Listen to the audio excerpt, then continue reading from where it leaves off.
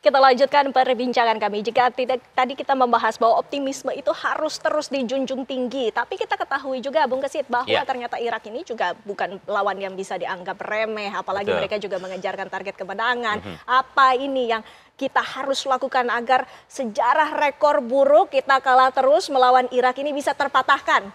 Ya, pertama bahwa kita harus melupakan 3 kekalahan terakhir ya.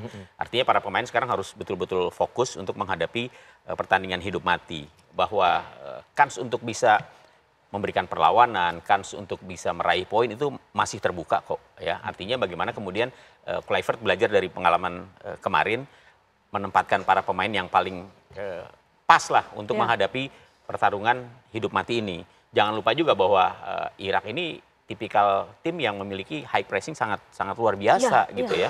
Mereka kemarin baru habis juara di Kings Cup di Thailand ya. Mereka menang 1-0 dan komposisi pemainnya masih sama seperti yang kemarin tampil di Kings Cup gitu. Jadi ya pertama jangan berkecil hati lah, bahwa karena masih ada peluang, para pemain juga harus tetap memelihara asanya sehingga duel ini diharapkan akan bisa lebih bagus dari pertandingan sebelumnya. Ya, Bung Pepe, artinya dari Patrick Kluivert ini sudah tidak bisa lagi coba-coba untuk naruh mungkin pemain ini di sini, pemain ini cocoknya di sini atau tidak, itu seperti apa?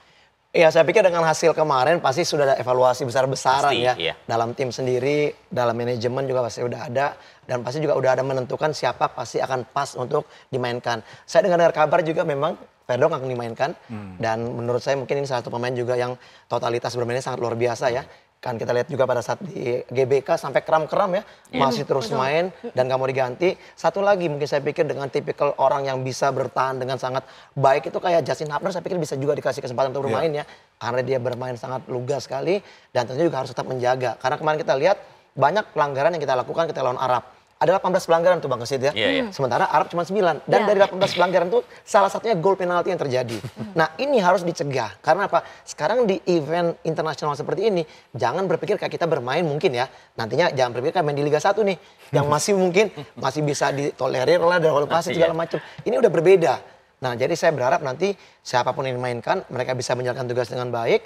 Tentunya asa itu masih ada, nggak usah pikir lagi yang namanya pertandingan Arab sama Irak.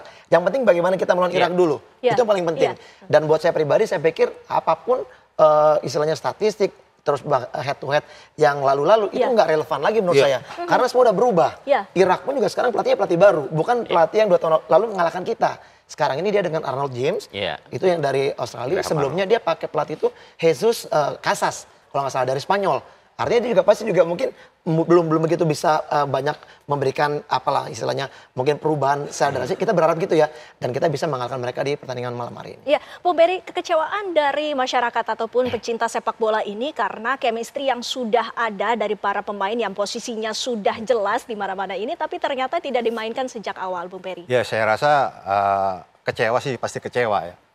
Yang tadinya kepingin si ini main, tapi salah menempatkan pemain yang tidak seharusnya.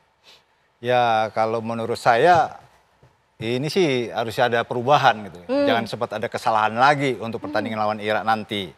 Untuk Patrick Kluivert juga harus cepat ambil keputusan sebagai pelatih. Seperti kemarin ada beberapa kelemahan di lini kita, di lini tengah ataupun lini back. Ini dia juga harus bisa cepat ambil keputusan, harus diganti. Ya, saya lihat sudah lewat menit 60 masih belum diganti. Ya, begitu ada pergantian pada menit ke berapa? 64 ya. Masalah Ole dengan Tom Haye. Dan di situ kita bisa lihat kualitas. Ya, di situ ada perubahan permainan. Banyak kali beberapa peluang yang udah tercipta situ EBP ya. Cuma memang tidak bisa diselesaikan.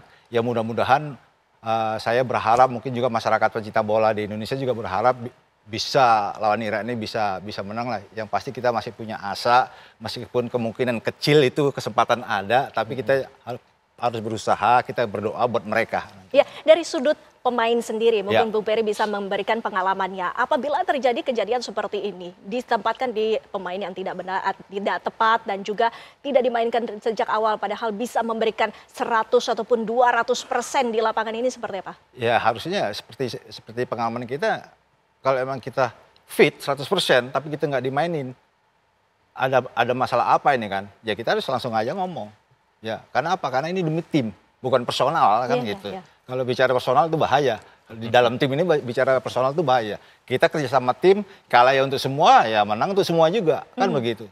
Yang penting bagaimana kita menciptakan suasana tim itu enjoy, ya meskipun tekanan itu ada, beban itu ada, kita tetap enjoy. Kenapa? Satu, begitu masuk lapangan, mudah-mudahan mereka-mereka ini tidak punya beban untuk melawan Irak nanti. Iya, baik Bu Feve, apakah timnas Indonesia ini punya pemain-pemain yang bisa dijadikan sebagai kartu as nggak sih untuk menghadapi Irak nanti? Iya, mungkin tadi yang dikatakan oleh Bang Peri tepat sekali ya. Kita pada saat bermain melawan Arab itu kita nggak punya target man ya. Kita nggak punya target man yang kuat dalam penguasaan bola juga berduel di depan. Ketika pada saat Ole dimainkan, dia berapa kali mengganggu pemain pertahanan daripada Arab. Sehingga akhirnya yang kesalahan yang penalti yang kedua itu kan karena dia melakukan pressure. Akhirnya ada handsball di sana. Nah, ini kita nggak punya. Di babak pertama bahkan memasuki ke menit 60-an itu. Dan kita tidak memainkan seorang striker murni. Nah, mungkin dengan apa yang sudah terjadi ini, pasti akan ada perubahan oleh Kluivert. Mau itu Mauro Zistra sebagai seorang striker murni, ataupun Ole nanti yang akan dimainkan, siapapun itu yang penting kita harus pakai seorang striker murni. Artinya, untuk target.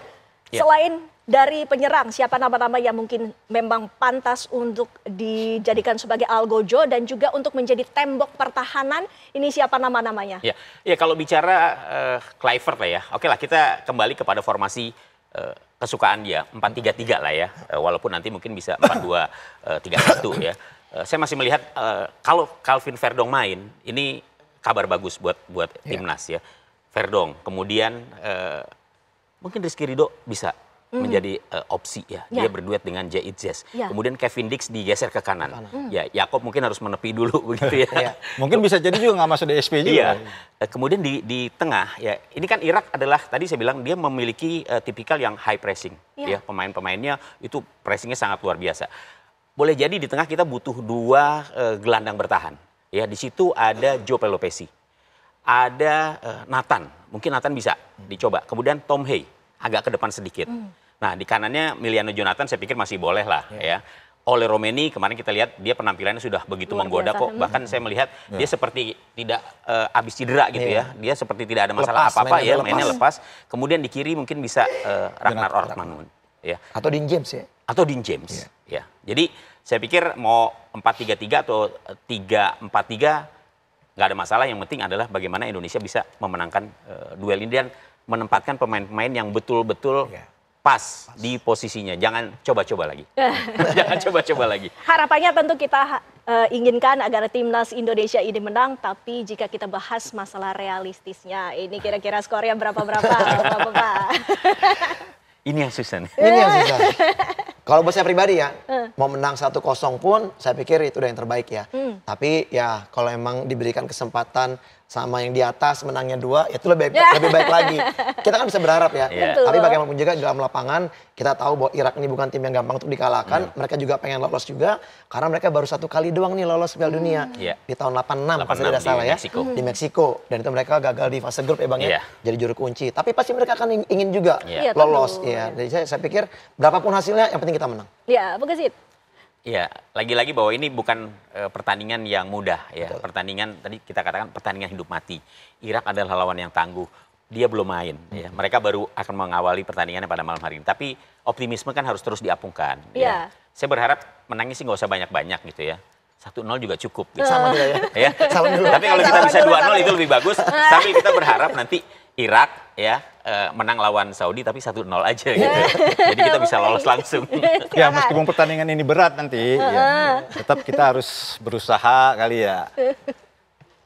Ya saya rasa mungkin juga skor bisa 1-0. Kita nggak berani bicara. Takut dibully. Yang penting kita berharap bahwa timnas Indonesia walaupun menang tipis tidak apa-apa, yang penting kita harapkan Dewi Fortuna itu ada bersama kita semua. Terima kasih Bapak-bapak sudah hadir bersama kami di Apa Kabar Indonesia Malam. Dan pemirsa, kami masih akan menghadirkan sejumlah informasi lainnya selepas jeda pariwara berikut ini. Tetaplah bersama kami.